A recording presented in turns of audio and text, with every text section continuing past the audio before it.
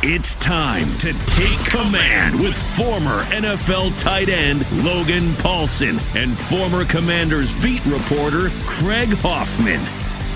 What's up? What's happening? Welcome in. Take Command Podcast. Logan Paulsen there. Craig Hoffman here. And it is time to preview the Commanders showdown as they get back on the field after the mini-bye with the Dallas Cowboys. For those watching on YouTube, yes, I still am in Uncle Craig's Football Emporium here in Columbus, Ohio, where it's snowing outside, Logan. It's snowing. Yeah, dude. Get that winter feel, winter vibes, you know? Yeah, speaking of winter vibes, what's more wintry than a division football game at the end of November? I know, right? Gotta love it. This is the time of year that the Commanders often play the Cowboys, obviously, whether it's Thanksgiving, the week after, in this case, the week before. And Logan, not only is it a division game, it's a division game where these two teams are coming off opposite rests, if you will. Commanders with the mini-bye, Cowboys coming off Monday Night Football. Frankly, it's something the NFL shouldn't do, in my opinion. Like, the schedule makers need to put this into their formula to prevent it from happening. And it's happened actually quite a few times this year around the league where teams, one team on long rest, one team on short rest. It's one thing like, okay, teams coming off a bye, they have to play someone. You can't just play all the teams coming off of the buys, but to have it against a short week, have you ever been that you can remember in this situation on one side of it or the other? And just generally speaking, like, how do you think this affects the football game? Yeah, I mean, I don't remember ever personally having to play on a short week like that. But again, I'm sure it's happened. Like I'm not like some guys are really good at remembering exactly like the week schedules and all that type of stuff. I'm not that great at that, but I do think it's tough. I mean, I think anytime you get a guy coming off of a shorter kind of short kind of time frame, and then you have more time off, it's definitely a competitive advantage. And I know that they're trying always to kind of mitigate that and avoid that as much as possible. But it definitely, I think, hurts. It hurts the team on the short week. Like, there's no way around it. Like, you're not as healthy, you're not as prepared. All of those things kind of stack up to make it really, really challenging for the opponent. And I think, if you're a Commanders fan, like, that's okay.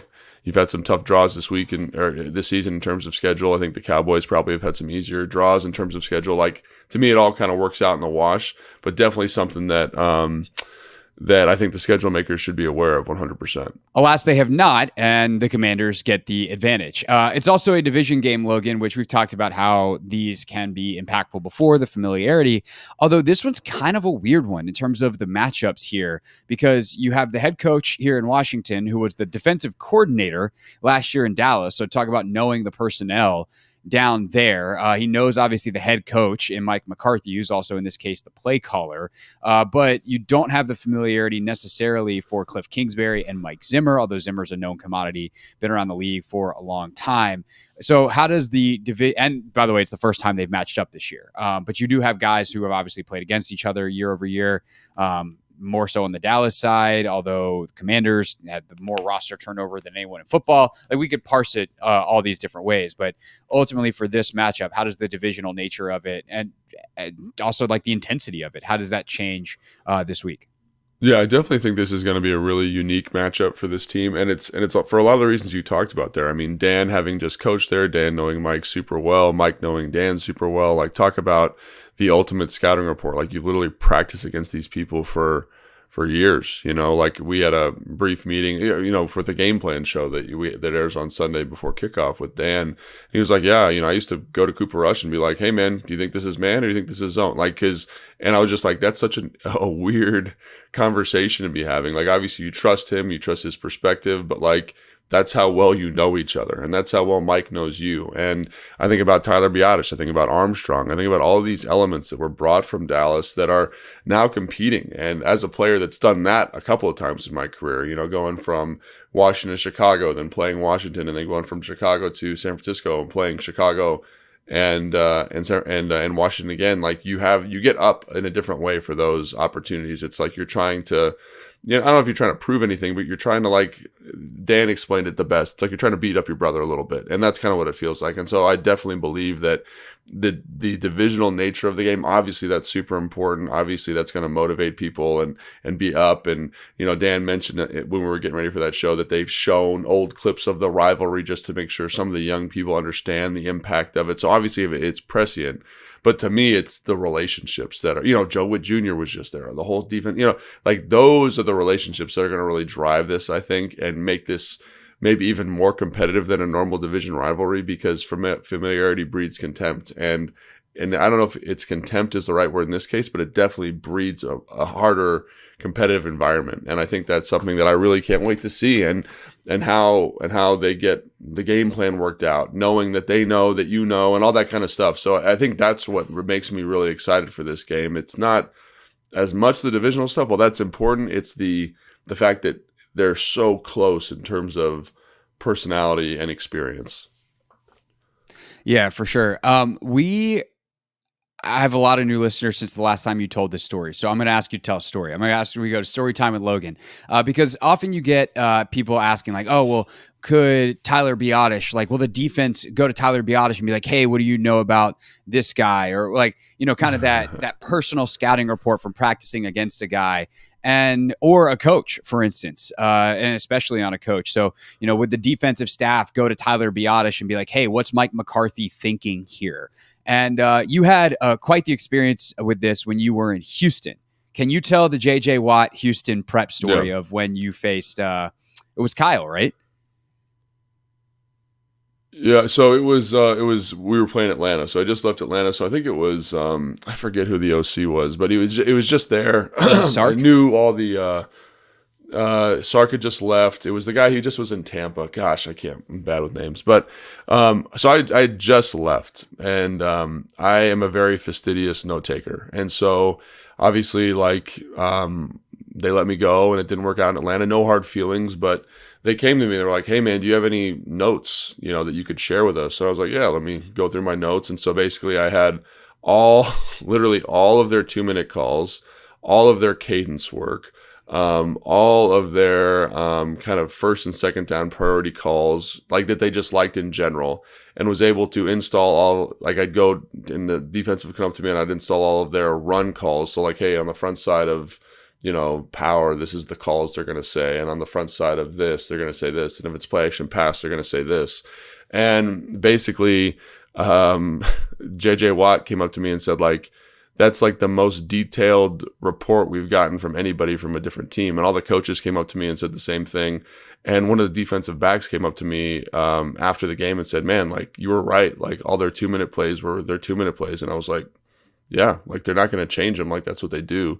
And, they said, what are their favorite? So, like, you just kind of I basically installed as much as I could remember of the offense to the defense and let them kind of run with it. And, like that's the NFL. And so I do think that's why this matchup to me is so interesting, because there's nobody who knows Mike McCarthy's offense better than Dan Quinn. And Mike McCarthy probably knows Dan Quinn's defense better than everybody in the NFL at this point. So I think that's going to be really fun to see kind of what wrinkles you bring to the party, especially as you already alluded to. They have a little bit of time off. They have an extra couple of days off to self-scout and get ready. So what does that matchup look like? Yeah. The punchline to that story was also that's like the only time Watt ever talked to you when you were in Houston. Oh, yeah, that's true. Like, he came up to me, like, and I had been there for 8-9 weeks, and he goes, like, and he just out of the blue was like, and he was and he used it in a very interesting way. And, obviously JJ Watt, great player, and, one of the most dominant defensive players in the NFL. So you're kind of around him and you're just like, is he going to talk to me? Whatever. And he comes up to me just out of the blue, like, not even really introducing himself, and was like, man, our offensive line could never handle all the cadence stuff they do. And I was like, yeah. It's like, but, Matt really emphasizes it. And he's like, yeah, our guys are too dumb. And then just walked away. And I was like, cool. Like, nice talking to you, JJ. And back to the drawing board. Again, like, great player. Interesting to be in a locker room with him. But, it leads to fun stories like that. Yes, and that's what podcasts are for. Knowledge, information, previews. No, it's story time with Logan. That's why we're all that's here. Right.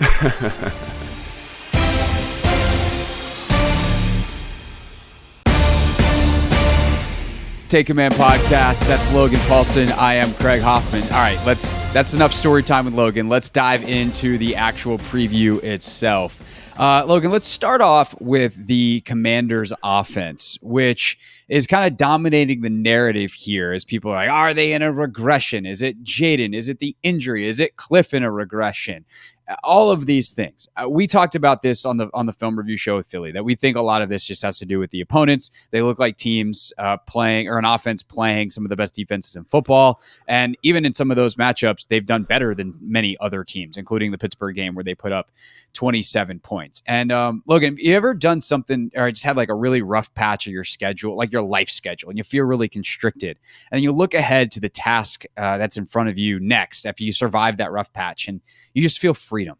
Because that's what it felt like watching the Cowboys defense on film. This is a unit where there's air to be had. You can run the football on them. This feels much more like watching some of the units that this team put 40 on earlier in the season. That is not to say that they're not talented. It's not to say that Mike Zimmer is not a great coordinator. He's one of the really, kind of grandfathers of a lot of tenants that are currently in a lot of NFL defenses. Obviously the AA blitz package, so the two linebackers right there over the center, just threatening over him at all times. So there's a lot to unpack here that we can get into, but this does feel like a chance for the Commanders offense to get back to the high scoring, high output ways that they had earlier in the season. Yeah, I think so. And I think you kind of you described that really well, because it's not like that they're personnel wise, they don't feel bad. They feel like they're fine. And it just feels like they're kind of almost like they're still learning the defense a little bit. Like when you watch some of the coverage stuff, you can tell guys aren't completely on the same page. When they're doing run fits, their nickel players are kind of in a weird bind, and they're kind of late to the run fit, and there's too much air and they miss a tackle. It kind of reminds me a little bit of the Commanders earlier in the year when it comes to some of the run fit stuff, where there's a quarter player and he's fitting from depth and it's just too hard of a tackle. They didn't anticipate the run. And so I do think there's a lot of that, but also there's times where they flash, like Micah Parsons will set a great edge, and, Maze Smith and Digizua will kind of like work down line of scrimmage. They'll close it up. They'll bottle it in, and the nickel player will come in and make a really nice tackle. Donovan Wilson does a great job of that, or Donovan Wilson, does a great job of that. So there are plays and there are moments where you're like, oh, this is like good stuff. But I just think the consistency isn't there on a down to down basis. They are kind of this quarters. They play a lot of Tampa 2. They play a lot of cover 3 more than I thought. And man coverage is probably a little bit down for them. And so I just think about, kind of to your point, when Jaden does well, and he does really well when pre-snap, he knows the coverage. Pre-snap, he kind of can identify where the soft spot's going to be and then work through his progression really quickly. And I think that's what this game's going to afford him the opportunity to do. And I think you couple that with the ability to run the football. Because like I said, they do some good stuff in terms of stopping the run. They're physical. They're aggressive downhill. Before we're getting on, you talked about Eric Kendricks and kind of how he's got this old man kind of football to him where he's really savvy. He knows how to fit runs. And, they do a good job. But there are enough opportunities, and I think the Houston game encapsulates this perfectly, where they misfit stuff. They're not on the same page. They're not locked in, and it leads to explosive runs. They miss tackles. And so if B-Rob can get going, and again, we get back to this offense, the Commanders offense gets back to this efficient first down when we're in 2nd and 6, we're in 2nd and 5, then everything's on the table for Cliff from a play calling standpoint. I think we're going to see a version of the offense that we saw versus the New York Giants, versus the Bears, versus whoever. And again, this is not an indictment of them as a defensive group. It's just the consistency that we saw versus Philly, versus Pittsburgh. Their interior unit specifically also, I think, the defensive tackles for Pittsburgh, the defensive tackles for Philly are a different caliber of group compared to this. And so all of those things that gave the Commanders offense issues aren't really present here the way that they've been the past couple of weeks. And so it does feel like it's an opportunity to get back on track. Now, you still need to prep. You still need to make sure you make the plays. You still need to make sure you're executing at a really high level and go out and punch these guys in the mouth. But defensively, schematically, personnel-wise, the opportunity feels a little bit less difficult. Yeah, it's funny because there's like some real, not dichotomies, but there's some real like oxymorons almost in this defense where it's like I feel like this is a defense that has a lot of team speed but doesn't play necessarily fast. If that makes sense. Like Right. they will have guys fly to the football individually, but it's not like they're on you right now in the way that there's the urgency and suddenness of Philly or Pittsburgh, where all the windows are really tight and all that kind of stuff. So like you'll have a catch for 20 yards on a crosser, and then Donovan Wilson will come down and hit you with some speed. But that speed would have been better applied earlier in the down to not allow the 20-yard crosser in the first place. Mike is his own animal, and we can talk about him and why he's not been quite as impactful in a second. But I also think same thing inside. Like you'll see Odigizua make an incredible, just like quick movement inside, get a sack, but he's also not they're light inside. And so you can move them, and you see that show up. And sometimes that's the reason why some of these run fits are a lot harder. In the same way that we talked about earlier in the season with the Commanders, right? Like, oh, Chin's missing tackles. It's like, yeah, the hole's 8 yards wide. It's pretty hard for a safety to do that. And so there's some of that's happening at times as well. And so it's an interesting defense because Mike Zimmer's great. A lot of their players have really good traits. It doesn't feel like it fits together in any kind of cohesive way. Yeah, and again, like that group's been playing in the Dan Quinn defense for a couple of years now, and so you can tell there's some new rules, some new setups. They are carrying, I don't want to say a lot of volume, but probably more volume than they did with Dan. Like Dan, you were playing, or when he was the defensive coordinator in Dallas, it's like you were playing a lot of man, you were playing a lot of Tampa 2, and that's what you did.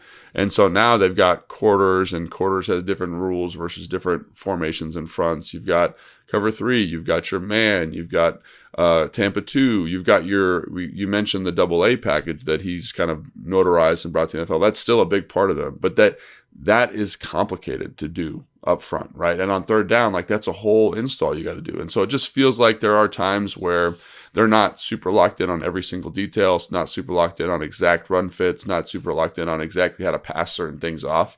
And there are times where you're like, that is for sure wrong. That can't be how they're supposed to do it. And there's a guy wide open, like you were talking about on the crosser, for example. Like usually in quarters, right? So then when there's 4 guys across the back of the defense, a corner, safety, corner, and the guy's running across the formation, usually the backside safety is supposed to cut that guy, right? But they aren't communicating it well. They aren't on the same page all the time, and it leads to explosive plays. And that's what they're usually supposed to do. But sometimes, depending on the call or depending on the formation, maybe the front side guy is supposed to cut and supposed to play like man. Like, and you can just tell they're not all the way there with some of those details. And I think, I think honestly, if the offense was playing better, we wouldn't be talking about the defense as being the 31st worst. Run defense, the 29th worst defense in terms of points. I don't think we're talking about them quite that same way. But the fact is the offense isn't supporting them, and they're having some of these kind of mental breakdowns and miscues. And I think it's leading to a defense that is out on the field way too much and is exposed to more of these opportunities. Because I think when you watch some of the Houston game, like they do a good job early, right? They kind of, they get a good pass rush going. And again, Houston's offensive line is not good at the moment, or they're not playing well at the moment. And, they do some good things. They create pressure. They create tight window throws. But again, the more they're on the field, the more opportunity the offense has to throw stuff at them, the harder time they have and the less effective they are. Yeah, one thing that Houston was able to do to alleviate some of that pressure was get the screen game going. So maybe this week is the week that finally that gets back going for Washington. That'd be cool. They've obviously had a couple weeks to retool it, or not a couple weeks, but 10 days to retool it, and I'm sure they're working on stuff full speed in practice and all that kind of stuff. And the timing, that's something that Dan talked about in his presser on Wednesday was, hey, what has been helped by this extra time and by getting to practice again? He's like the timing of offensively and defensively, certain route concepts, but we know the screen game is all about timing and coordination, the run game, timing and coordination. So hopefully that is something that can potentially come back. And, you wanted to follow up on that real quick? Yeah, and I think that's maybe the most important thing I take away from watching the Dallas film is, they are what they are. But I look at, kind of watching the Pittsburgh film of the offense, the Philly film of the offense, and say, man, like they're not executing the way they need to execute. And so when I hear Dan say, oh, yeah, we got more practice time in this week because it's a longer week. Guys are fresher. We had 2 days off. We're fresh enough. We can actually practice on Wednesday. We can do what we need to do. That, to me, Dallas is what Dallas is. They're having their issues. But our offensive execution is the thing that drives this.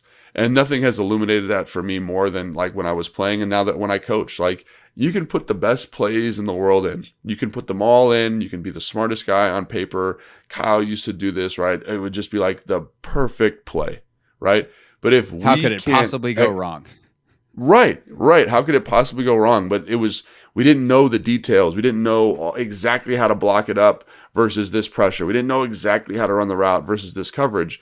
And now you've given the guys the opportunity to say, hey, let's really lock in on our execution and let's really own this versus all these different fronts and different looks. And that's, to me, like kind of the stuff you've been talking about with the screen game. That's the stuff you've been talking to me about, with the pass concepts in general. And I think this is the thing, is Dan is always so good at being like, it's about us. And when you talk to Cliff, he's like, it's about our execution. And I think those two things are so good to hear from the offensive play caller and the head coach. And so really, it doesn't really, I mean, it matters what's going on with Dallas.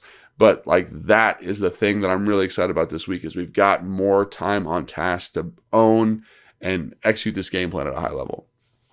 Yeah, no doubt about it. And I will also say this, as much as it is about us, so to speak, if you're the offense and that's what you're preaching, to try to get as close to perfection as possible, doesn't have to be quite as perfect against this defense as it did against Pittsburgh or against Philadelphia or against Baltimore or against Cleveland. Like, the margin for error is a lot wider because they're not as good. There is more air. That angle doesn't have to be quite as sharp on that route because the defensive back has given you 4 extra yards for no good reason, because they're not as good and as locked in on their details. So that should be said as well. One of the things we actually I got a YouTube comment earlier in the week that I wanted to bring up. I meant to talk about this, or we meant to talk about this on the Tuesday show, but Terry McLaurin had been on an absolute heater going into that Philly game. And then obviously he does not have a productive day, barely heard from at all. All the wide receivers pretty much barely heard from at all against Philadelphia. What happened to that end? And then, do we expect a bounce back game from Terry, not just in terms of his production, but in terms of his involvement in the offense and kind of the intentionality with which Cliff had been getting him the football? Yeah, I think so. I mean, I'm very confident that this is a game that the offense gets back on track. And the reason I say that is for a lot of the reasons we just talked about, with the coverage structures that they're playing, how they're playing them. I know we've talked about this a lot, but Philly was very good. They were very good at playing their coverage structures, at matching concepts, at being on the same page. And there was a lot of stuff that they did where you could tell they were aware. And I don't know if it was they were aware of Terry specifically, but they were definitely aware of formation and what Cliff liked to do. So when Terry's by himself, he's been killing. He's been doing a great job. So like, we're going to run a slant, but hey, no, we're going to drop a linebacker right underneath that slant. Oh, hey, we're going to run a vertical, but we're going to have a guy underneath that just so the corner can play a little bit higher. And so, like, again, I don't know if that was specifically for Terry or if that was based on formation, and that's something you have to talk to Vic Fangio about. But that was a well-coached, well-locked-in group that executed at a high level.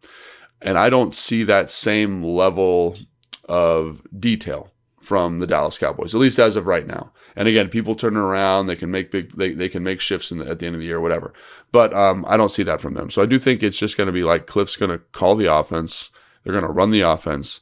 And with this Cliff Kingsbury offense, we've talked about this before, when they get that momentum, when they get in that no-huddle mode, they kind of start stringing plays together. It simplifies the defense. You're going to find opportunities for Terry, whether that's on vertical routes, whether that's on hitches, whether it's slants, digs, and you're going to be able to get him involved. Now, I don't know if they're going to say we have to get Terry touches in the way that, like, we'll talk about this in a second, but like the way Mike McCarthy in Dallas does with Ceedee Lamb. I don't know if that's the best version of this offense, but he'll definitely get involved because I do think the offense will be able to find a rhythm. Like when you look back at the Philly game, it was hard, man. It was like Cliff really every play call had to be good. Every execution had to be good.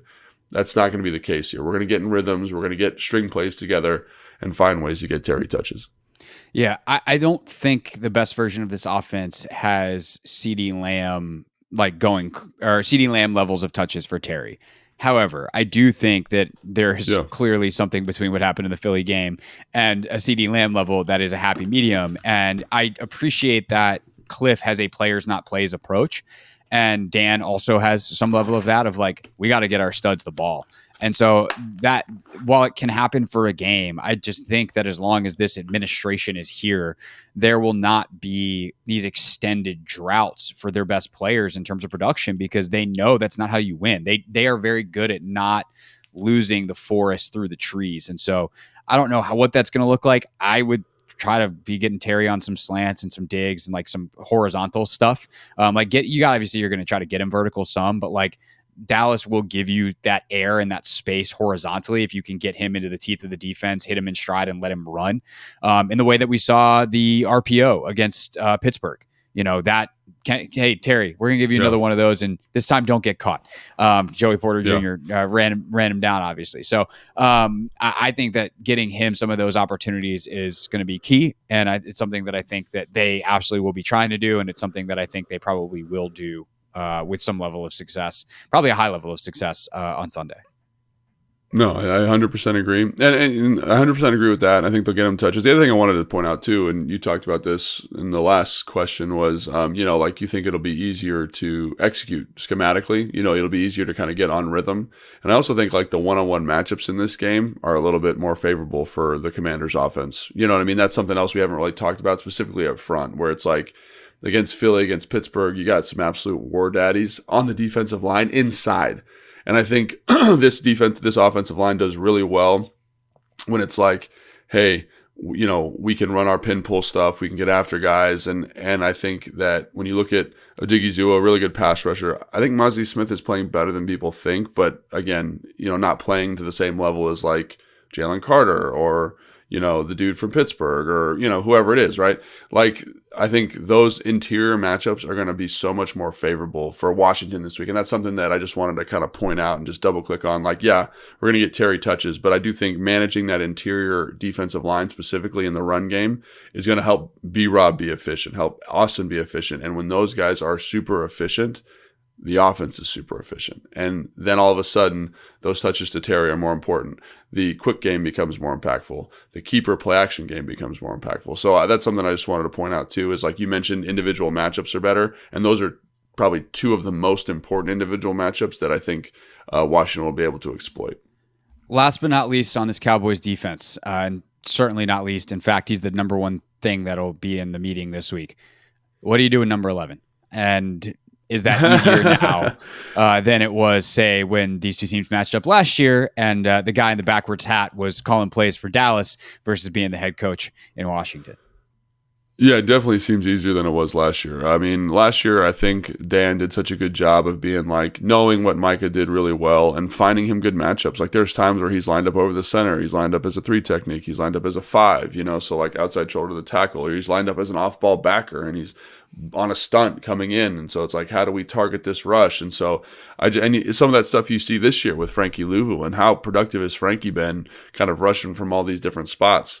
Same thing with Dorrance Armstrong or Fowler, like just giving guys opportunities Payne's to attack playing some more on the pass rusher with. Yeah, but just attacking with more varied angles and giving the tackles different stuff to think about, or the offensive line different stuff to think about. Now with Zimmer, I think Zimmer's a really outstanding defensive coach, but it seems like Micah's lining up kind of almost exclusively on the defensive left, so over the right tackle. And again, Micah is a beast. He's one of the best pass rushers in the NFL. Definitely top 3, I would say, depending on who you talk to, depending on the year, but he is a dominant player. And that's great. He's going to dominate who's ever over there. But the good thing for an offense is if he's going to line up on the right, we can know how to send our protections. We can know how to where to send our chip out formationally. We know how to, whether we want to run at him or run away from him, we can kind of get that all called up because we know he's not going to be moving around the front as much. So I had a conversation at the Combine with an offensive line coach, and he was like, oh yeah, we had a great plan for Micah Parsons a couple years ago. And all we did was just make sure he was either getting chipped or sifted. So where the tight end lines up. So if Micah's on the defensive left, the tight end would be on the right. You come back across the formation and you just cut him down. It's like we just try to do that as much as possible so that he was thinking and kind of not being aggressive up the field because he didn't want to get cut. And now that opportunity becomes even easier because you understand where he is all the time. And I think that's something that is really important and a variable that I think while he's a dominant football player, it makes him somewhat easier to manage. It reminds me of like when Myles Garrett, we played against Myles Garrett in 2017 when I was with Atlanta. And we were so worried about him, but he always lined up on the offensive left. And so you kind of knew, like, the protection slide goes this way. We want to run away from him, so we're always going to run to the right.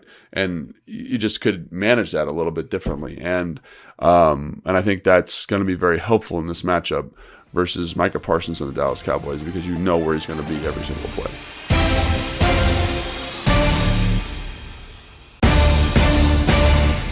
Take command. I'm Craig Hoffman. He is Logan Paulson. Let's take a look at the Dallas Cowboys offense led by Cooper Rush. And that offense taking on the Commanders defense, looking to bounce back after a strong performance for 3+ quarters again against Philly before Saquon Barkley got loose late in that game. The Cowboys have really struggled to run the ball this year, Logan, and I think a lot of folks expected that coming in, which is interesting because they've always had this reputation for a great O-line. Obviously, the running back situation for them is real bad. They don't like Rico Dowdle's their number one. All due respect to Rico Dowdle, like he's an NFL player, but should not be a number one running back on a good rushing team. So is it just the lack of running back talent? Is it scheme? Is it their offensive line regressing? Like, what is going on with the thing that has been the fail-safe for the Dallas Cowboys for 15 years at this point, going back to like when what's his name, DeMarco Murray was leading the NFL in rushing, and I was covering the team as a 23-year-old coming out of college. Yeah, I mean, there's definitely been an offensive line regression. They used to be kind of in that same time period you're talking about. They were the best offensive line in football, like definitively. And they'd come out, and it was just like watching a well-oiled machine. Bill Callahan's the O-line coach. They've got a bunch of first-round picks out there, and they could just pretty much steamroll anybody, right? And so they're not that, because that was like one of the best units that I played against in my career, one of the best units that I can think about covering. Now you get like the Phillies and the Detroits, all that kind of stuff. They got Tyler Guyton at left tackle. He's a rookie. He's a raw developmental guy from Oklahoma. You see that when he plays. Tyler Smith, to me, is one of the better guards in the NFL. I think he's playing really good football. Cooper Bebe is playing center. He's a big kind of mauling guy inside. Zach Martin, Gold Jacket Hall of Famer, but definitely on the tail end of his career. And, think about when they were really good. Zach Martin was at the peak of his powers, right? And Zach Martin's been good for 10, 11 years. So this is not like a bash on Zach Martin. He went from the best guard in the NFL to like a good guard. And that's okay, because that happens to everybody. Father Time is undefeated. And then Terrence Steele, who hasn't really looked the same since the knee surgery, and again is struggling a little bit. But the reason I bring that up is, even though they're not the group they once were, when you watch those interior guys specifically, so Tyler Smith, Zach Martin, Cooper Beebe, in the run game, they get after you now. And they will put you on your back if you're not careful. And so then the question becomes, if those guys are being so physical on the interior, why can't they run the football? And so I think no better run explains this than when they run Wanda. So basically they have 6 offensive linemen, 6 blockers. So they have 5 offensive linemen and a tight end. The defense usually matches with a 6-man box. So 4 defensive linemen, two linebackers, right? And so the 6 guys in the blocking surface really do, I'd say, a good job of like moving guys off the spot, getting to the second level, kind of mashing people a little bit. The thing that shows up for me is when you're running Wanda versus in like a short yardage situation, there's always going to be either the nickel or the safety that's the 7th run defender. And that's usually a non-issue. Like when you watch San Francisco, it's never an issue because all their receivers are absolute dogs in the run game. They're going to push crack that safety and they're going to get 6 yards. Now, watching this, the people that are on the perimeter, so the receivers, so your Jalen Tolbert, your Ryan Flournoys, your whoever you want to say, Ceedee Lamb, right? Those guys have to block those safeties, have to block those nickels. And I see dudes who don't, it's definitely not emphasized for them. So what you run into quite a bit is just free runners to the running back. And it's not the O-line's fault. Like, they're not accounting for that player. That's a receiver to block. He has to block that guy. And so for me, That's the biggest thing that I see is sometimes the fullback's going to the wrong guy. Sometimes they're not, the combination's not great because there's line movement, but the interior of that offensive line is absolutely mashing people. It's just the other elements, the receiver, the fullback, the backup tight end who's inserting doesn't always go to the right person. And I think that really, really makes it challenging because you get these nickel players who are triggering on runs and hitting the running back in the backfield. And even if that guy breaks a tackle, like it's a 1 yard gain. And to me, that's where the inefficiency of the run game comes from. And we were talking about this before we started, but those are the Jeremy Chins for us. Those are the Quan Martins. Those are your Noah Igmanogenes. And talk about dudes that are physical, downhill, aggressive players. Those guys will do that. And so I think for as well as the interior of the offensive line is playing in the run game, they can't account for those guys. And so unless CeeDee Lamb decides to put his mouthpiece in and go block Jeremy Chin, like I think the running game is still going to struggle pretty mightily. So. Yeah, and it could be Mike Sainer still, depending on what happens with Marshawn Lattimore. So we'll obviously talk about that and how Lattimore's presence would affect this in just a second. That's really interesting, and I feel like I remember a couple plays in that Houston game where their safeties just absolutely trigger downhill. Like there's one play that comes to mind, and one of their safeties just comes flying, and he's triggered pre-snap, is kind of guessing the snap count, and he's on it. And it makes me wonder, like, are there formational tells? Is McCarthy's play calling predictable? Like, is there something that on some of these it's just like dude's not blocking, but also on a play like that where the safety is tackling the running back fairly immediately for like a -3, that's a dude who guessed right. Because if that thing's a play action, that back winds up blocking him. Like now we're a body short, and hopefully, your quarterback can make a play.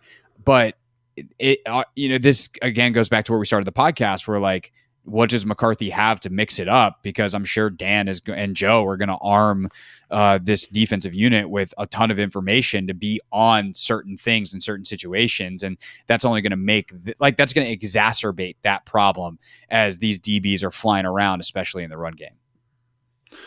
Yeah, 100%. And I do think there is a little bit of like, a little bit of kind of formational indicator that they're going to run the ball. There is a little bit of like down and distance indicator that they're going to run on the ball. I definitely don't think there's enough for a safety to make the play that kid made. That was an incredible play. I think he's probably just blitzing, but like that was an incredible play that you're talking about. But there are some times where you're watching the film, you're like, this is a run. Like just the personnel is not right. Like they've got 2 tight ends in, one's in the backfield. Like they only do that when they're running the football. Because usually like Mike McCarthy, it's very similar to kind of like the Aaron Rodgers, like what Aaron Rodgers likes. He likes it spread out.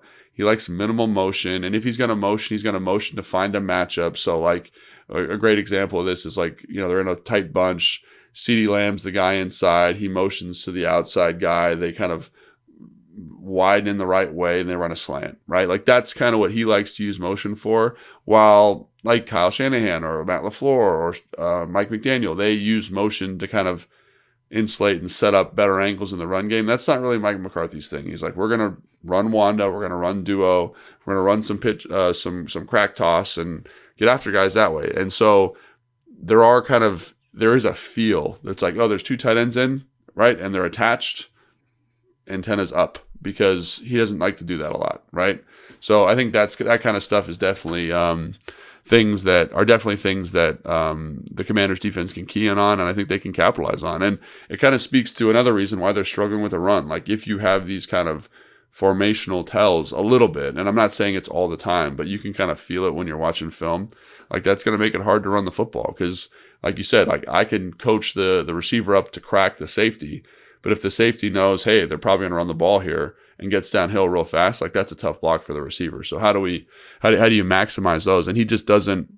I don't think he ever has like really kind of focused on the run game. It's always been pass game spacing, and then the run's a secondary thought, and that's fine when you have Dak Prescott or Aaron Rodgers as your quarterback. But when Cooper Rush is your quarterback, you need to kind of find more effective ways to run the football, more consistent ways to run the football. So coming into this week, like, what's that wrinkle? Because I think he's a smart guy. I think he knows that. And I don't know if he's but he's on a short week, and he's never done it. That is it.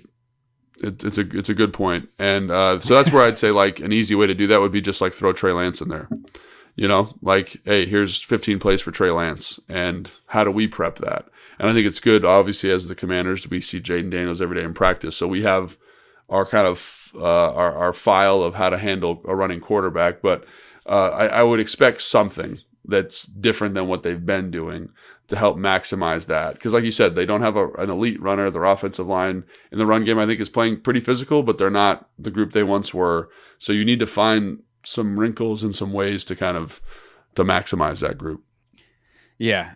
There's a joke somewhere in here about the quarterback's name being Rush and them not being able to run the football and when he's in and all that kind of stuff. But I don't know where that joke is. Kind of like we did for the defense, Logan. Last but not least is definitely not least. We saved Parsons for the end there, saving Ceedee Lamb for the end here. One of the best receivers in football, incredibly dangerous. Not the only weapon they have. Like obviously you see Turpin take one to the house last week, but that's a very specific kind of weapon.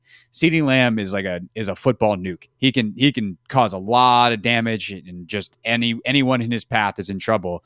How do they do a good job of, despite all their other offensive struggles that we've talked about, getting him the football and still being a productive offense at times, thanks in large part to number 88?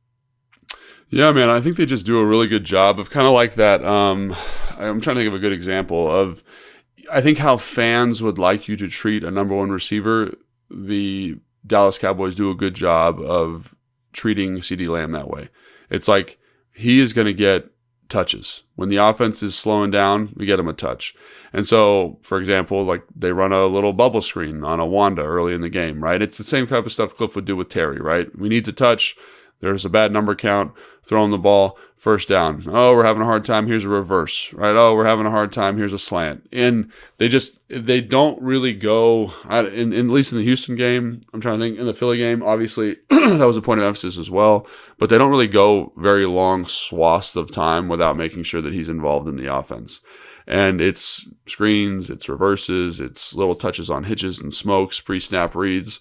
It's vertical routes, like when you get in press coverage, he's going to win on a vertical, we're going to throw the ball. They formation stuff where he's like by himself, all the receivers are on the other side, and it's like isolation basketball, like he's getting the ball on that. So it is you can tell it's a huge point of emphasis for them, and he delivers. I think he kind of plays like a true X in that way, where sometimes you give guys those opportunities and they don't quite work it out. They don't quite, it's always a little bit hairy, a little bit of a miss here, a little bit of a miss there. And that's not what he does. He does a good job of kind of winning those opportunities and maximizing them. I do think, though, when a team's going to do that, you need to just be aware of where he's at. You just need to be aware of where he is in the formation, the motion that they're using, because everything they're doing with him is intentionally designed to get him the ball. And like I said, it doesn't always marry up with the run game very well. So you kind of know, like if he's moving here, they're doing that on purpose because they're trying to get a certain matchup. And if they're trying to get that matchup, like, how do we cover this? And so I think that's something that is going to be really important to kind of keep an eye on. Because like you said, they do have guys that are really explosive, like Jalen Tolbert. Turpin is crazy explosive. So, and I think that's the other thing that's really interesting about the offense is if it's not an explosive play on like a vertical route to Ceedee Lamb, it's like a slant that people don't tackle well on, and then they're fast. Right. Fast for a touchdown or a little screen or whatever. Like their tight ends, I'm trying to remember which one it was because they have a lot of good ones. Schoonmaker, Ferguson do a really good job in the pass game, actually, like of kind of winning one-on-ones and attacking the seams. Like that's kind of where their explosive plays come from. It's not like, oh, here's the pen and we're going to work this stem and this is how you run your quarters coverage and we're going to manipulate the hook player and do all that. No, it's like we're going to run like, here, this, we're going to run goes, we're going to run a crosser, we're going to do this. And they kind of win on it, and I think that's how Mike McCarthy's always run his offense. And I think in kind of big moments like we just talked about, he leans on Ceedee Lamb to make sure the offense stays on schedule and make sure it goes. But they're not going to out-pen you. They're just going to be like, we're going to hit on the stuff we hit on and make plays. Right, and that's why Dak was so valuable for them. And you want to know why? Like Dak was seen by a lot of the quarterback nerds, if you will, as one of the best quarterbacks. Like why does the football nerd media crew love Dak Prescott? You want a quarterback who's going to drill that seam ball to the tight end over a linebacker's shoulder, like right past his ear hole, Dak Prescott's your guy. He would throw it where a lot of quarterbacks wouldn't even throw it, and he'd hit it at a very, very high level. Cooper Rush is not going to do that because he's not Dak Prescott. And so some of that explosiveness in their offense is gone because the quarterback just doesn't see that throw is available, even though the route might be the same, the protection might be the same, all that kind of stuff. And so it really comes down to, like, can Ceedee slip a tackle? Can Turpin make a tackle? They're very reliant on their players to do that stuff because they run a style of offense. This goes back to, McCarthy and Rodgers and why they worked so well together for so many years. Like, it's an offense that if the quarterback is able to elevate it, it can be, the ceiling's really high. But if you don't have a quarterback, it's kind of, I would even rephrase it. The offense is dependent on the quarterback's level. And when it's Rodgers or Prescott, that level is really, really, really, really high. When it's not, it's not as easy to plug and play like Marcus in for Jaden, like we saw in Carolina, where there's all this schematic stuff happening to elevate whoever is back there. And that should be an exciting opportunity for Washington, obviously, but they've got to go out and do it because it does come down to execution in a major way. And with that, having better players is always going to help with your execution. If they have Marshawn Lattimore, how different can the defense look? How does that change the Lamb matchup? And how big would that be specifically this week if he can finally make his debut? I mean, I think it's all the stuff we've been talking about, with him. And if he were to come in, I think about, the improvement of Mike Sanderstill, the improvement of Benjamin St-Juste, the improvement of Noah Igbenogany, right? Like, all these guys are way better football players than they were. I don't know if they're better football players, but they understand the defense and the technique better than they did at the beginning of the season. And they're playing pretty good football, and so I like that group. When you bring Marshawn Lattimore in, I love that group when you bring Marshawn Lattimore in, because then everybody's kind of in a more a simpler version of what they're doing now. Benjamin St-Juste isn't matched up with A.J. Brown or Mike Williams one-on-one isolation. Like, that's Marshawn Lattimore, and that's what Marshawn Lattimore's done for the majority of his career, And then all of a sudden now St-Juste is to the safety help. He can play to the leverage, and he's not kind of on an island. And I think that's just going to elevate the back end. And then I think also, Joe Witt Jr. wants to play a little bit more man coverage. You can just tell from what he wanted to do early in the year. And so now get him out there, let it play more man coverage, match up with a guy like Ceedee Lamb, go to war with a guy like that.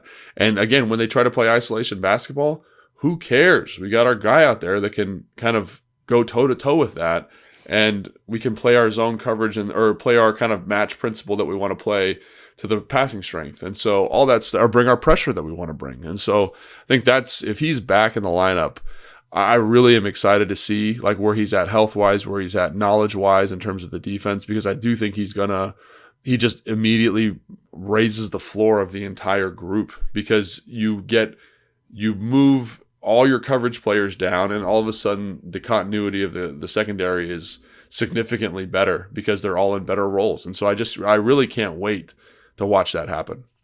Yeah, I think that's such a good point on the Williams one, because I could already hear people being like, "Oh, St-Juste should be able to cover Mike Williams. He's like a number 4 receiver," whatever they want to say about Mike Williams. But it's like the whole point is he doesn't have to cover anyone one-on-one. It's like you can play single high, shade the safety to that side, and trust the man-to-man coverage on the other side. Whereas it's the other side saying we're still on Pickens. We're not going to leave that one-on-one.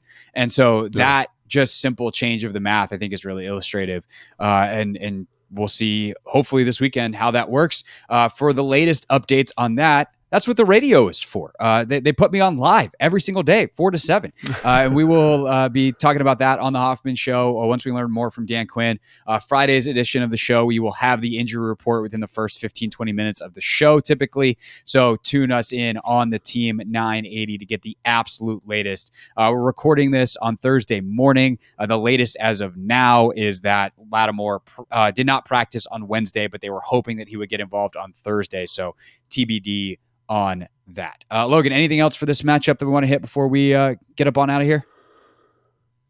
No, man, really excited to watch the matchup. Obviously, Dallas week's a big deal. And I'm really excited to see the team kind of get back on track.